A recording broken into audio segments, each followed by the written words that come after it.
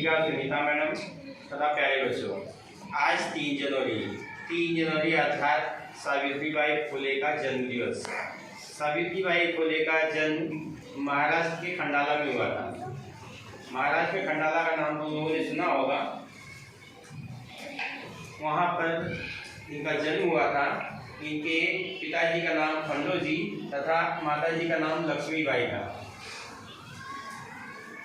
एक ऐसे परिवार में इनका जन्म हुआ था जो दलित कहलाता था, पिछड़े वर्ग में आते थे और इनके पिताजी रूढ़िवादी थे। रूढ़िवादी अर्थात जो पहले से परंपरा चली आई है उसी परंपरा को मानने वाले थे, इसलिए उन्हें कहते थे रूढ़िवादी।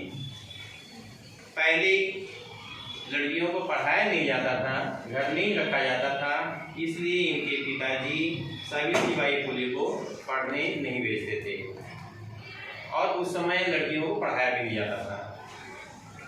9 वर्ष की जब हुई सावित्रीबाई तो इनका विवाह कर दिया गया ज्योतिबा फुले के साथ। केवल 9 साल की थी। 9 साल की अर्थात इस समय जो 4वीं कक्षा में पढ़ता होगा वो 9 साल का होगा। 9 साल की ही उम्र में उनकी शादी ज्योतिबा फुले के साथ हो गई। शादी होने के बाद भी इन्हें पढ़ने नहीं भेजा गया, इसलिए ये अपने घर से निकलकर ज्योतिराव फुले के पास अर्थात अपने ससुराल में चली गई। ससुराल में आने के बाद इनको ज्योतिराव फुले मिले। ज्योतिराव फुले ने इन्हें पढ़ाना शुरू किया और ये पढ़ने लगी। पढ़ने के बाद इन्होंने सोचा कि केवल मेरे पढ़ने से क्या होगा, अन्य लोगों को भी मुझे पढ़ाना चाहिए। ज्योतिराव फुले ने कहा कि तुम्हारा कर्तव्य होता है कि अगर तुम पढ़ी हो तो अन्य स्त्रियों को भी तुम पढ़ाओ। इसलिए पुणे में उन्होंने एक विद्यालय लड़कियों के लिए खोला।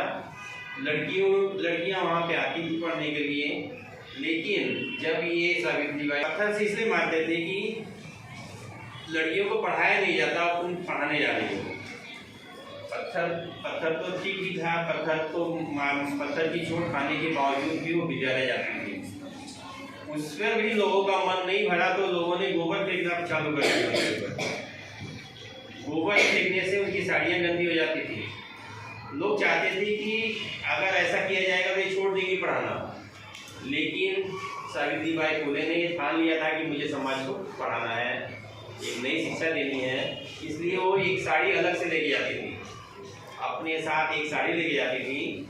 वह साड़ी विद्यालय में जाने के बाद बदली कर देती थी, क्योंकि लोग उनके ऊपर गोबर फेंकते थे। गोबर फेंकने से साड़ियाँ गंदी हो जाती थी। दूसरी साड़ी पहनती थी और फिर बच्चों को पढ़ाती थी।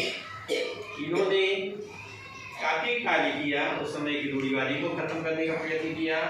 जो बाल विधवा शादियाँ होती थी, छोटेपन में जो शादी हो जाती थी, उसको भी खत्म करने का पूरा प्रयत्न किया इन्होंने। और ज्योतिराव फुले के साथ में एक नया समाज बनाने की पूरे तरह से उन्होंने कोशिश की। कई विद्यालय खोले। लगभग 10 वर्षों में उन्होंने 18 विद्यालय लड़कियों के लिए खोले, जिससे लड़कियां शिक्षित हुई। उनका कहना था कि यदि लड़की पढ़ेगी तो वह पूरे परिवार को पढ़ाएगी। अगर लड़का पढ़ता है तो अकेले पढ़ता है वो, लेकिन अगर लड़की पढ़ती है तो वो अपने पूरे परिवार को पढ़ाएगी। और जब पूरा परिवार शिक्षित होगा तो हमारा समाज शिक्षित होगा। समाज शिक्षित होगा तो हम अपने अधिकारों के लिए लड़ सकेंगे। उस समय छुआछूत की भावना हुआ करती थी। लोग दलितों को बहुत दूर रखते थे। उनका छुआ हुआ पानी नहीं पीते थे या उनको पानी नहीं देते थे। उस प्रथा को भी इन्होंने तोड़ने का पूरा प्रयत्न किया। इन्होंने कहा कि सभी लोग ईश्वर की औलाद हैं और सभी एक जैसे हैं, ना तो कोई दलित है, ना तो कोई ऊंचा है, ना ही कोई नीचा है। ये संदेश दिया उन्होंने।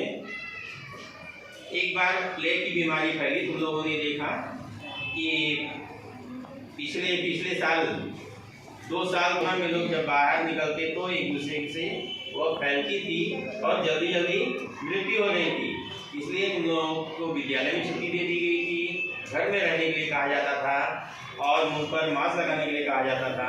तो वह सही चीजें तुमको बताई जाती थी। ठीक इसी तरह से प्लेग नाम का एक बीमारी निकली थी उस समय, जिससे पूरे गांव के लोग मर जाते थे।